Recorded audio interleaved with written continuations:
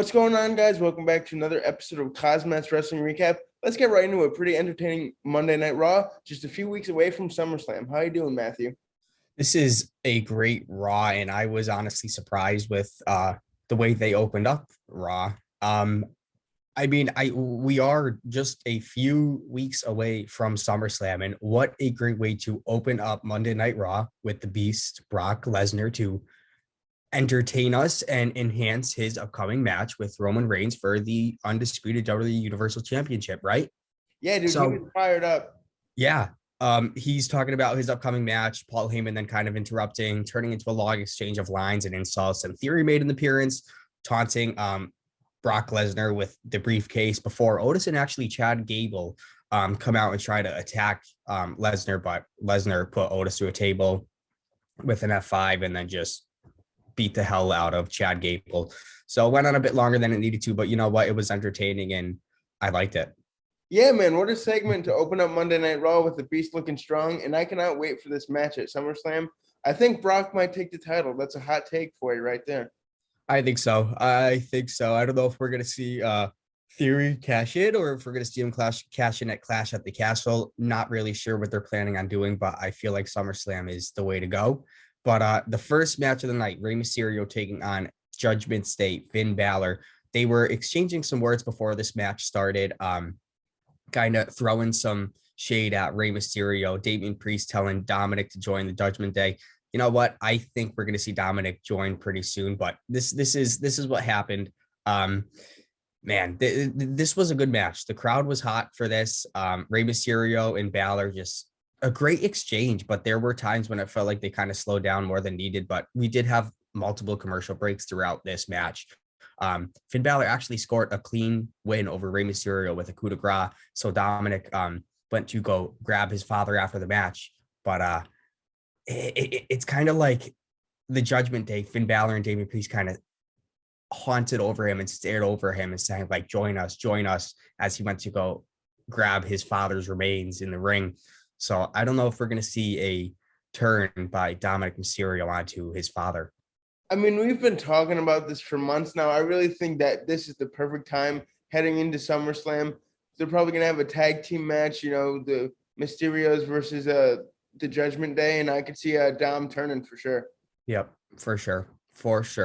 All right, moving next. Before we see Carmella and Bianca Belair rematch from Money in the Bank, Raw Women's title on the line, Becky Lynch actually makes her way out, jumping on top of the announcer's table, demanding a rematch at SummerSlam, saying it's not fair, all this BS.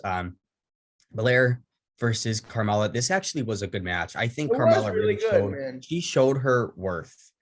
They both showed off their strengths. The distraction actually from Becky Lynch ended up leaving Belair being counted out, which meant she lost the match, but not the title. So the EST ended up hitting Carmella with the KOD, giving the crowd a nice little pop finish, even though the match was ended.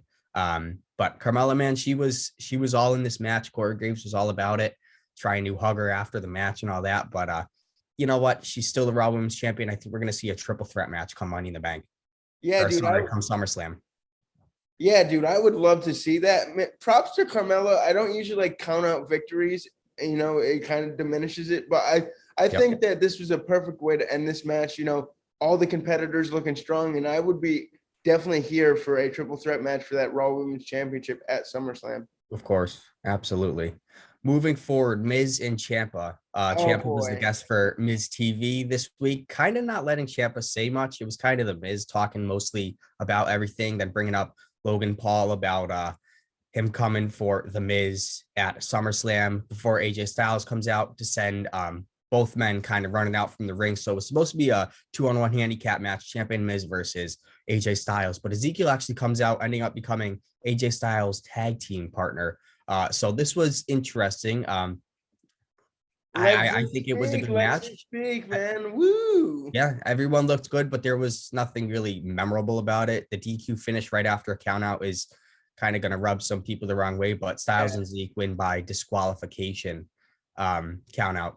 So it is what it is. It's kind of leading up to SummerSlam, just trying to build up some steam as Ciampa kind of moves forward in the company, and also they're trying to build up.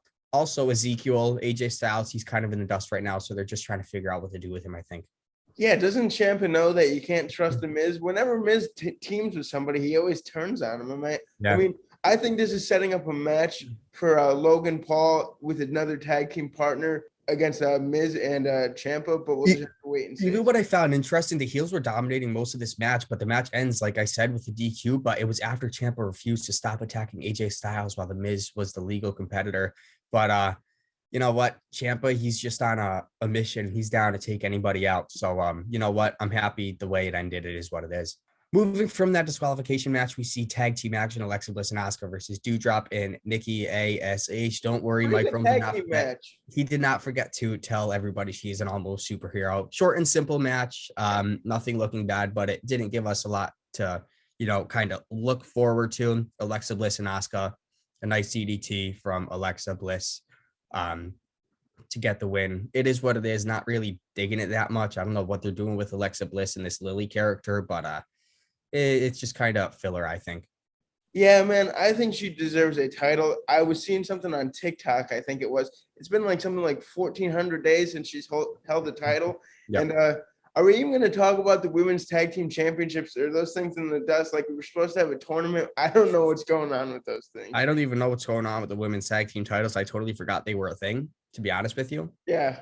But I'm just kind of looking down at my nail, twiddling my thumbs, because I just don't know what's going on. But moving forward, we were supposed to be singles match. I think it was Jimmy Uso versus Angelo Dawkins, Montez Ford, and Jay were ringside. R-Truth actually came out to offer his services as both a tag team counselor and a potential referee. Then the Usos threatened R-Truth. Then MVP and Omos comes down before anything could happen. Omos and the Usos tag Truth and the Profits before they break up to a 6-man tag team match. So we did get a 6-man tag team match, not just a one-on-one. Packs, man. Yep. So it was R-Truth and the Street Profits versus Omos and the Usos. Omos ended up getting the win for his team by pinning Dawkins, which means he might be the special guest referee at SummerSlam, as MVP had suggested earlier on. So that would be certainly interesting. Oh yeah, for sure. That honestly, him as a special guest referee, I would love to see it. I don't even know how he'd be able to move to the ground like that with I just don't know. I don't know how that would work. But 7'6", 400-pound referee. No one's gonna be messing with him, man. Oh my gosh. All right, main event time, Kyle. Woo! Theory teaming up with Seth Rollins to take on Riddle and Lashley. This was a show off, man. I didn't mind this. Dolph Ziggler watching from ringside, you know, wearing a suit and tie. I was wondering where Dolph has been as of late. And you know what? He was ringside during this match. And I just was happy about it. But the vision with Seth Rollins and the Mr. Money in the Bank kept Riddle isolated as long as they could. But he eventually made the hot tag to Bobby Lashley. You know, all 4 men, it's just great. They just the physicality of them, it just was awesome. This match had plenty about it. After Ziggler prevented Theory from cheating, Riddle hit the RKO for the win out of nowhere, man. It just was great. Bobby Lashley and Riddle looking strong. It was needed to see the faces take a win. Oh yeah, for sure. I wonder what their tag team name would be. Bobby Lashley and Riddle. I have to think about that one, but it was a great match. It was a night of tag team matches on Monday Night Raw, and I did not mind it at all. Yeah, I mean, even like I said, Ziggler coming out, he still got a nice reaction from the crowd. He is still over, but WWE needs to figure out what to do with him. Yeah, for sure. I mean, it was a great building show heading to SummerSlam. Let us know what you guys thought about the show. Always like, comment, and subscribe, and we will see you Saturday with a SmackDown recap. Peace out, baby. Peace. Come on and fight.